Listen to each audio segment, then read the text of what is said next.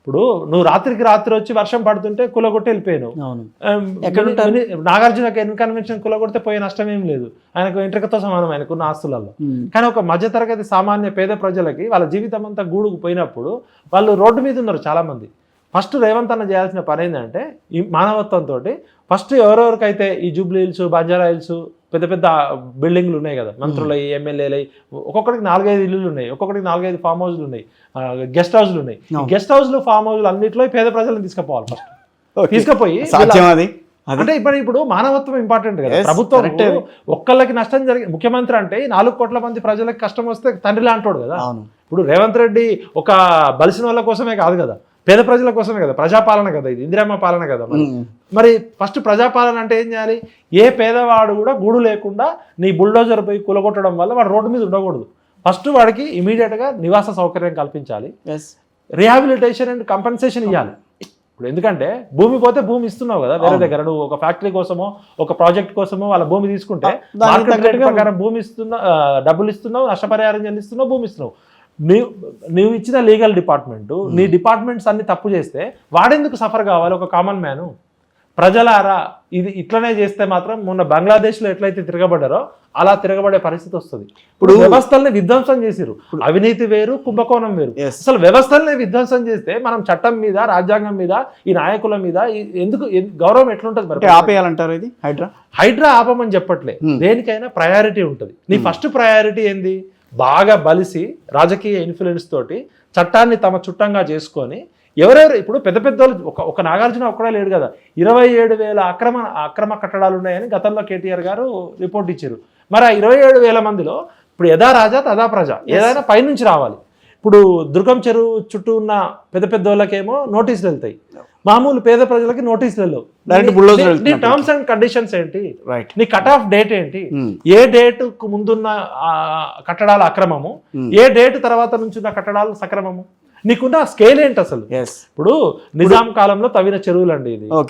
FTL ఎట్లా decide చేసిర్రు, గతంలో ఉన్న ఎఫ్టీఎల్ లెవెల్ ఏంటి అనేది చూసుకుంటే, ఇప్పుడు 2000 సంవత్సరంలోనో ఆగస్టు 24వ తారీఖు 125 సంవత్సరాలలో పడనంత వర్షపాతము ఒక సంవత్సరంలో పడే వర్షపాతంలో 30 to 40% 6 to 7 hours లో పడ్డది.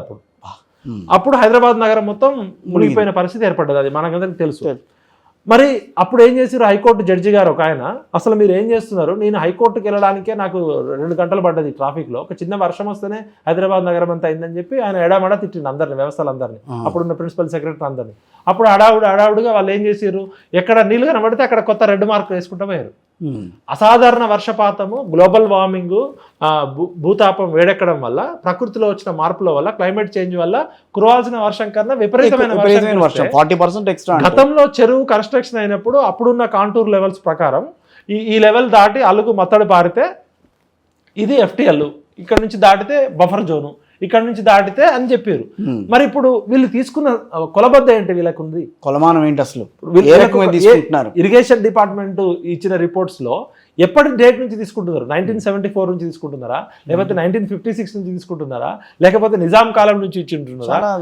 ఏది ప్రామాణికము? ఇప్పుడు నేను ఒక మధ్యతరగతి సంబంధించిన నేను ఒక ఇల్లు తీసుకుంటే నాకు ఎఫ్టీఎల్ గవర్నమెంట్ అన్ని పర్మిషన్స్ ఇచ్చినాక ఇప్పుడు వచ్చి ఎఫ్టీఎల్ తెలుస్తుంది, ఎఫ్టీఎల్ అంటే తెలుస్తుంది మీకే తెలియదు కదా. మరి మీ డిపార్ట్మెంట్ లో ఉన్న వాళ్ళు ఎఫ్టీఎల్ అంటే తెలియాలంటే ఎల్ఐసి వాళ్ళకి తెలుస్తుందా, వాళ్ళు ఇచ్చే లోన్ వాళ్ళకి తెలుస్తుందా, బ్యాంక్ వాళ్ళకి తెలుస్తుందా, లేకపోతే లీగల్ ఒపీనియన్ తీసుకున్న వాళ్ళకి తెలియదు కదా. టౌన్ ప్లానింగ్ దగ్గర నుంచి ఇప్పుడు గొడవ అదే అన్న. ఇప్పుడు అందరూ ఏమంటున్నారంటే ఎల్ఐసి లోన్ తీసుకున్నాం, వాళ్ళు ఏం చెప్పాలా మాకు, వాళ్ళు లోన్ ఇచ్చారు, అప్పుడు చట్టబద్ధతగానే మేము కడుతున్నట్టు మాకు అనిపిస్తుంది కదా.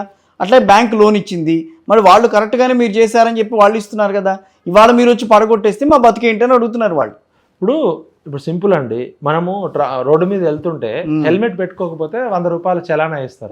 ఒకవేళ మనము స్పీడ్గా వెళ్ళిపోతే కొట్టి మన ఇంటికి పంపిస్తారు. అంటే మనం తప్పు చేసినాం కాబట్టి ఫైన్ వేస్తే ఇంకోసారి నువ్వు తప్పు చేయకుండా అనేది, దాని పర్పస్ డబ్బులు వసూలు చేయడం కాదు, మన ప్రాణానికి రక్షణ ఉంటుంది, యాక్సిడెంట్లు జరగకుండా ఉండాలి, సేఫ్టీ కోసం అది గవర్నమెంట్.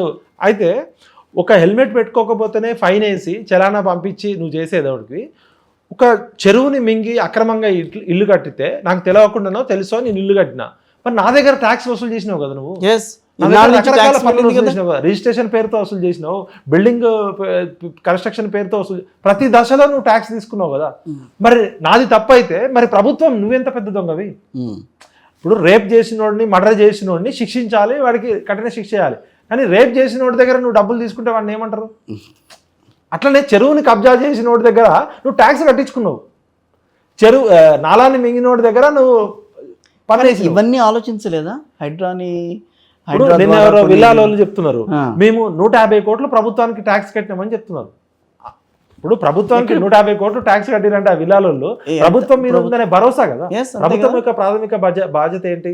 తాగునీరు, సురక్షితమైన తాగునీరు, బేసిక్ ఇన్ఫ్రాస్ట్రక్చర్, మౌలిక వసతులు కల్పించడము, బయటికి వెళ్తే రోడ్డు నడవడానికి. అది మనం ఇండివిజువల్గా చేసుకోలేము, అది గవర్నమెంటే చేయాలి. వీటన్నిటికి గాను మనం పన్నులు కడుతున్నాం కదా. మరి ఇది చట్టం అందామా, న్యాయం అందామా, ధర్మం అందామా, రాజ్యాంగ పాలన అందామా, లేకపోతే నయీం పాలన అందామా?